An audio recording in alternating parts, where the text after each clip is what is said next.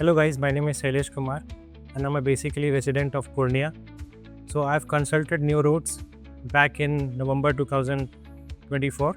So I got my transplant done on 25th of November and it has been 7 months that I am into this hair transplant. And I am satisfied with my results, but I am also looking forward to make my hair thick because I think it would be thickened after 2-3 more PRP sessions, but I am totally satisfied with the process and also the treatment.